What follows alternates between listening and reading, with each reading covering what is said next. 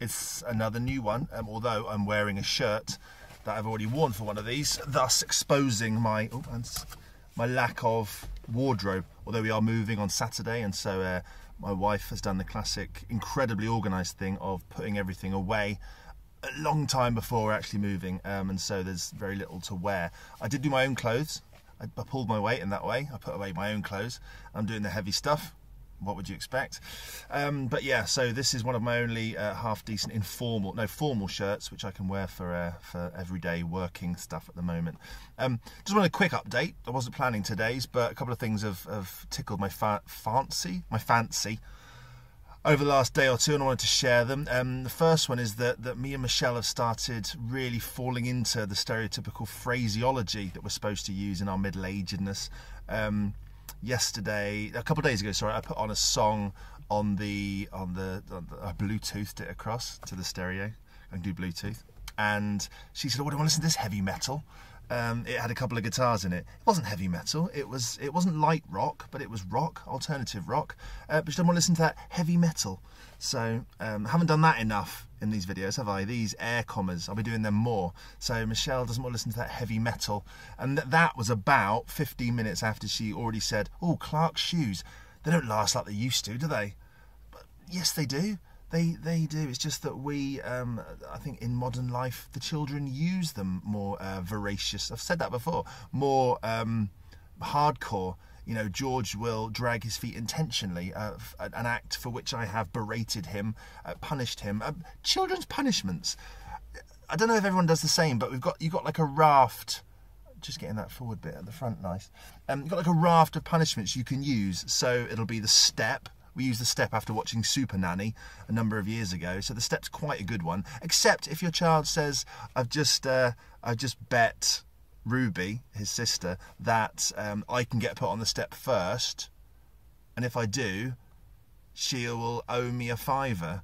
And then he does something bad, tells me about that bet, so I'm stuck in a hugely parental, vicious situation, vicious circle. I put him on the step, he wins a £5. I'm teaching him to gamble. But do I put Ruby on the step first for making that bet? That sums up the parental just, you know, stuck. It's rock and a hard place scenario.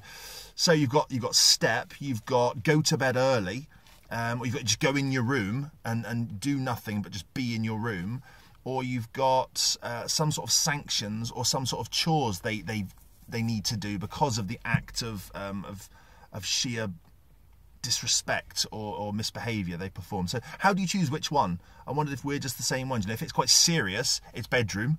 You know, because that's, "Oh, I don't want to go in my room." It's your room. Of course you want to go in it, but then you can't go on you've lost your privileges.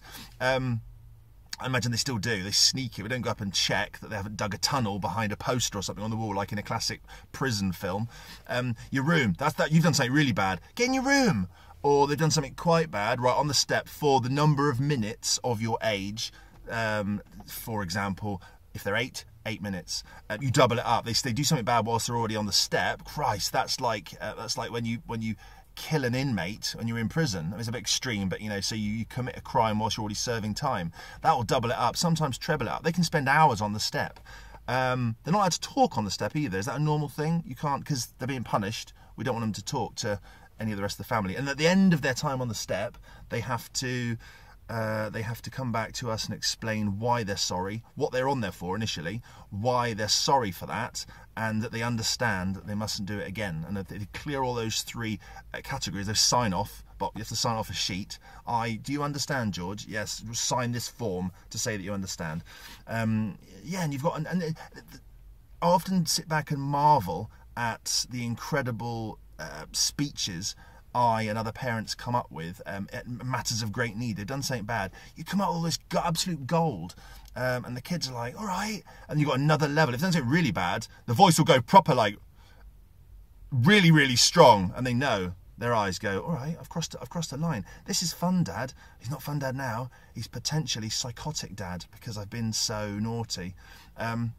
So yeah, this was just a quick one to go through stuff that you threaten your children with as punishments when you're a middle-aged parent.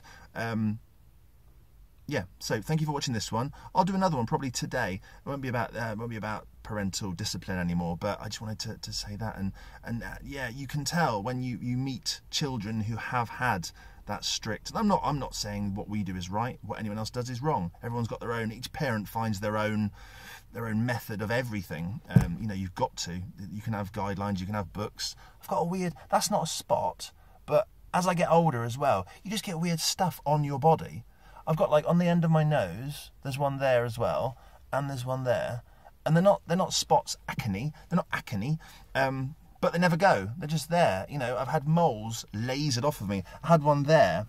That's not a sweat patch, by the way. I said that's just a shadow. I've had a mole taken off there because it was growing. Not like by the day, like, oh my God, Monday it was tiny, Tuesday it was like a melon. No, it was just getting a bit bigger. And I had one over here as well. And the scar, to be honest, is bigger than the mole ever was, but it just looks pretty hench. As I've said, hench again. It looks pretty, I don't know, like I've got an interesting backstory. Like I was in Nam or something. I clearly wasn't, you know, no.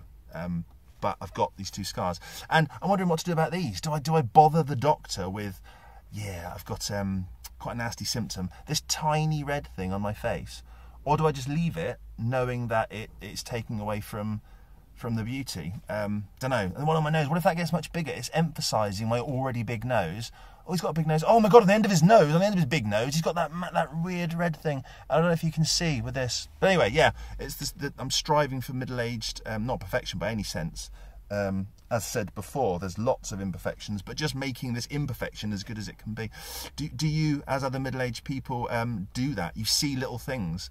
And I go to the recycling centre now as much to buy things as to take things. It used to be called the tip. Now it's the recycling centre because we're also conscious of that it's a good thing, but it's still the tip, really, isn't it? I go there, and I usually go there just before we're about to move house, and I take a couple of tiny things. Oh, I brought these egg cups, these little egg cups to give to you. They're old, they're vintage. Does anyone want to buy them? I put them in the recycling shop, and then there's all this crud from the rest of the house, like there's some garden waste, and there's some just really wet cardboard, and there's this bucket, and in the bottom of the bucket there's this fluid that smells like nothing should ever smell. Oh, but they've got a giant beanbag someone else has brought along with only a couple of holes in. So this is a true story. So I bought it. So I came clearing out the house to take a few things to the tip, the recycling centre, and came home with a beanbag that would literally only just wedge in this people carrier. Michelle was massively happy, and within 2 days I'd sold it on because I clearly have never worn the trousers in the relationship in that sense, and she makes much more sensible decisions. So yeah, do you now, as similarly middle-aged people, go to things like the recycling centre, jumble sales?